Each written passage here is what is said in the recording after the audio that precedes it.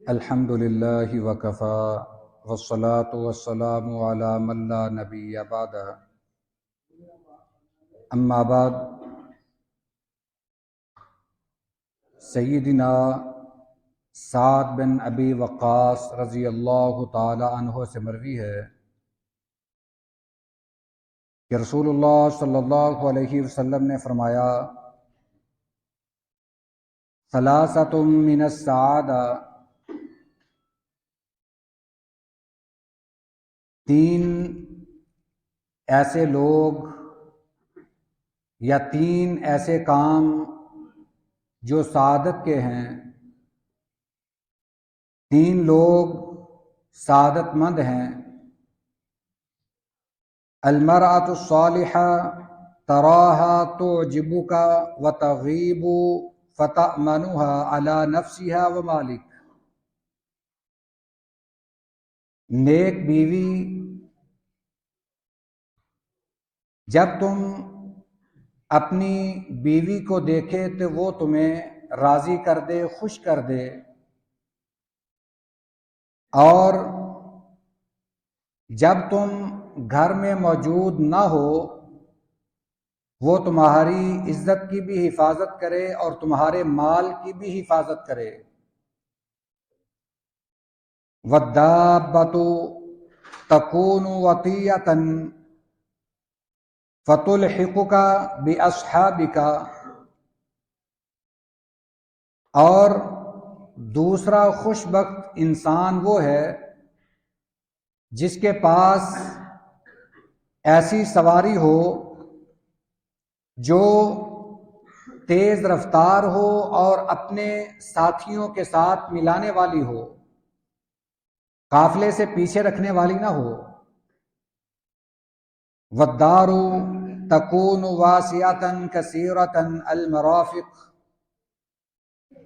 اور تیسرا خوش قسمت انسان وہ ہے جس کا گھر کشادہ ہے اور بہت سی سہولیات سے مالا مال ہے۔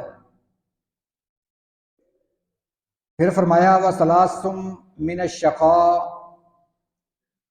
تین قسم کے لوگ ایسے ہیں کہ وہ بدبخت ہیں یا ان کے مقدر میں بدبختی ہے، یا تین چیزیں بدبختی کی علامت ہیں۔ آپ نے آگے انہی تین چیزوں کا تذکرہ فرمایا اور ان کے منفی پہلو بیان کیے۔ فرمایا المرأۃ تراها فتسوءک، ایسی بری بیوی کہ جب شوہر اسے دیکھے تو پریشان ہو جائے۔ وَتَحْمِلُ لِسَانَهَا عَلَيْكَ، اور وہ اپنے شوہر سے بد زبانی کرے، زبان درازی کرے۔ وَإِن غِبْتَ عَنْهَا لَمْ تَأْمَنْهَا عَلَى نَفْسِهَا وَمَالِكَ، اور اگر تم گھر موجود نہ ہو نہ تو وہ تمہاری ذات کی عزت کی حفاظت کرے اور نہ تمہارے مال کی حفاظت کرے۔ اور پھر فرمایا کہ وَالدَّابَّةُ تَكُونُ قَطُوفًا فَإِن ضَرَبْتَهَا أَتَعَبْتَكَ، ایسی سواری جو سست ہو، تم اسے مارو، مار مار کے تھک جاؤ۔ پھر فرمایا کہ وَإِن تَرَكَهَا لَمْ تُلْحِقُكَ بِأَصْحَابِكَ، تم مار مار کے تھک جاؤ، اگر چھوڑ دو گے تو وہ تمہیں تمہارے ساتھیوں تک نہیں پہنچائے گی، پیچھے رکھے گی۔ وَالدَّارُ تَكُونُ ضَيِّقَةً قَلِيلَةً الْمَرَافِقِ، اور تیسری بدبختی یہ ہے کہ انسان کا گھر ایسا ہو کہ جس میں سہولیات بہت کم ہوں۔ یہ مستدرک حاکم کی حدیث مبارکہ ہے اور اس کی سند صحیح ہے۔ اسی سے ملتی جلتی حدیث ہم نے پہلے بھی پڑھی ہے، اس میں یہی چیزیں مختصراً بیان ہوئی تھیں، اس میں تفصیلاً ہیں۔ چونکہ یہ تذکرہ پہلے گزر چکا ہے، زیادہ تشریح کی ضرورت نہیں، مگر نبی کریم صلی اللہ علیہ وسلم نے نیک بیوی کو انسان کی خوش قسمتی قرار دیا ہے۔ ایسی نیک بیوی کہ اگر شوہر گھر میں ہو تو خوش ہو، اگر گھر میں نہ بھی ہو اس کے مال کی بھی حفاظت کرے اور اس کی عزت کی بھی حفاظت کرے۔ یہ نیک بیوی انسان کے لیے خوش بختی کی علامت ہے۔ اور اسی طرح ایسی سواری جو تیز رفتار ہو، اچھی سواری ہو جو آدمی کو وقت پر منزل پر پہنچا دے۔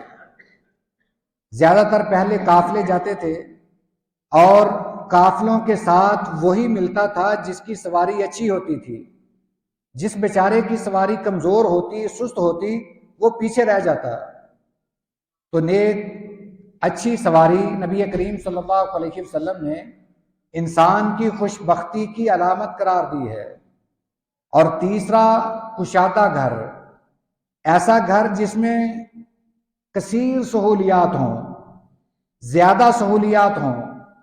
ان سہولیات سے مراد ایسی سہولیات نہیں ہیں کہ جو فضول خرچی میں آئیں، بلکہ انسان کے پاس ایسی رہائش ہو جہاں سے انسان مسجد میں آسانی سے پہنچ جائے۔ یہ سب سے بڑی سہولت ہے۔ انسان جب اذان ہو تو نماز مسجد میں جا کر جماعت کے ساتھ ادا کر لے، یہ بہت بڑی سہولت ہے۔ اور ایسا گھر جو انسان کو اس کے دین سے دور کر دے، اللہ کے دین سے غافل کر دے، وہ اس کی بدبختی کی علامت ہے۔ اور ایسی بیوی جو انسان کے لیے پریشانی کا باعث بنے، نہ اس کی عزت کی حفاظت کرے اور نہ مال کی، تو ایسی بیوی بھی انسان کے لیے بدبختی کی علامت ہے۔ اور یہ وہ چیزیں ہیں جس کا تقریباً دنیا میں ہر انسان سے واسطہ پڑتا ہے۔ تو یقیناً اللہ تعالیٰ سے ہمیں بہتری کی دعا کرنی چاہیے کہ اللہ ہماری دنیا کی زندگی بھی بہتر بنائے اور آخرت کی زندگی بھی بہتر بنائے۔ وآخر دعوانا ان الحمد للہ رب العالمین۔